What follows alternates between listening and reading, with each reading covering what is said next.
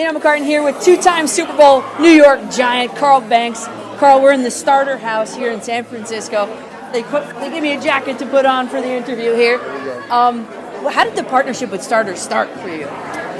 Well, the partnership with me started when I was playing. Yeah. I was one of the first athletes to wear the brand. Yeah. And as I developed my G3 Sports apparel business, I saw an opportunity to reintroduce Starter into the marketplace, and the market responded very well, and we're about 15 years in now, doing a really good job. It's about the nostalgia factor of the brand. You know, my dad wanted me to tell you, he has his original Giants Starter jacket. There we go. Yeah, he wore it to the what was it? The party at MetLife Stadium. Okay. He still has the pin on it. I was there. Oh, that's awesome. But I'm looking around. I'm seeing even on over there the original ad with Lawrence Taylor on it. I mean, it's just a nostalgia factor for Starter. Well, it's the legacy of the brand. It's the brand that made fashion or fandom fashionable, right? And so fandom became a fashionable experience as a result of what Starter did to the sidelines. And we get to take it to another level now with the opportunity to collaborate with Bad Bunny. Yeah, I just saw the guy holding the jacket right over there. Yeah, these are, it's quite a moment for us, you know, to be able to do that and to be aligned with Bad Bunny and his desire to want Starter to do something. He reached out to you guys and said, hey, I want to put something together. Yeah. Wow. And apparently it's just dropped today. Well, it drops in store today. Okay. It's drops online, starter.com on Monday. After the game, you can go on starter.com and order your jacket there. Awesome. Can I from WFAN, can I ask you some Giants questions? Sure. John Harbaugh, your thoughts? Love John. Looking forward to him. He's all about football. Everything they do, every hour in that building, they're going to dedicate to being a better football team. I'm very familiar with the Harbaugh family. His father recruited me when I was coming out of high school. So I understand, you know, what is in his DNA, and I know that he lives it and breathes it. It's just not slogans for him. It's about the action. But having him in charge, bringing him to this historic franchise, does it immediately make the Giants, I don't want to say Super Bowl contender, but at least a playoff contender next year? That's up to the players.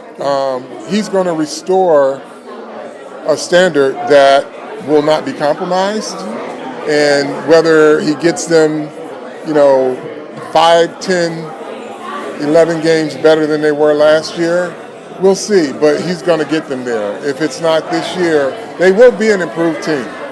But if he doesn't get them as far as he thinks they should go, it's just a matter of time because he didn't have the right players, but they will be a much improved team.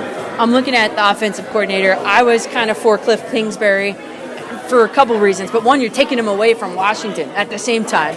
They went Nagy. Talk me off the ledge, Carl. He's going to be okay, right? I trust in John Harbaugh. Right.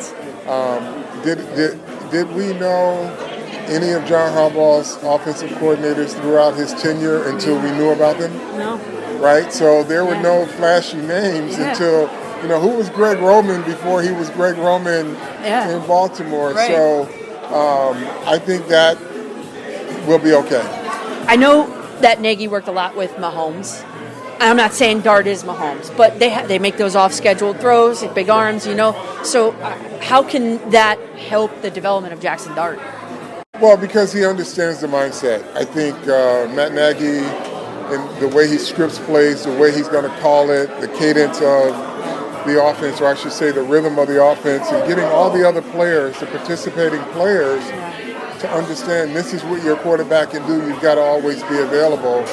And it's not as structured of, hey, when your back foot hits, you got to do X, Y, and Z. They understand that when his back foot hits, if he sees or feels something, he has the latitude to improvise and make a bigger play. Right. I'm thinking about Jackson Dart, and he had to have had a voice in these decisions. Do you know how much of a voice? I don't know.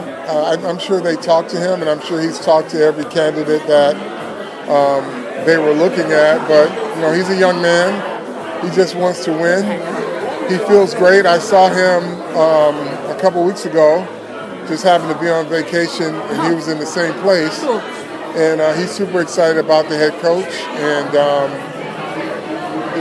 we'll see. But he's excited to be coached by John Harbaugh, and I think that's a great thing. Moving to the defense, do you think at season's conclusion, Abdul Carter lived up to number 3 overall? Absolutely. Yeah. Absolutely. I think the future is really bright. The needle is pointing up for him. It's pointing in the right direction.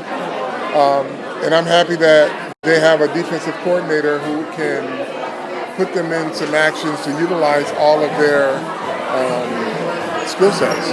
Linebacker yourself, what would you like to see more from this defense moving forward? A commitment to stop the run, a commitment to fundamentals. Yeah. And I think if they get that, they have more than enough talent there to be better than they were. Yeah. And they finished last, and they went from like 25th in the league against the run to last. So they descended as the season went on. And I'd like to see them be better at that. And I think they will. Crazy to me because that defensive line is supposed to be, and they can't stop the run. What X's and O's wise can they do better? Well, sometimes it's execution. Sometimes it's fundamentals. I just think that they're gonna find out what championship expectations are, what championship level effort looks like, and maybe it's not their fault that they don't know, but they're going to find out under Coach Harbaugh that good isn't good enough. They're going to be a better team. Thoughts on Eli not making it into the Hall of Fame second go around? It's unfortunate. Yeah. It's the one time a year that the reporters or the voters get a chance to play God Almighty, and they can make decisions based on what they feel. So I think Eli is a Hall of Famer. I think at some point it's going to happen. So we stay hopeful.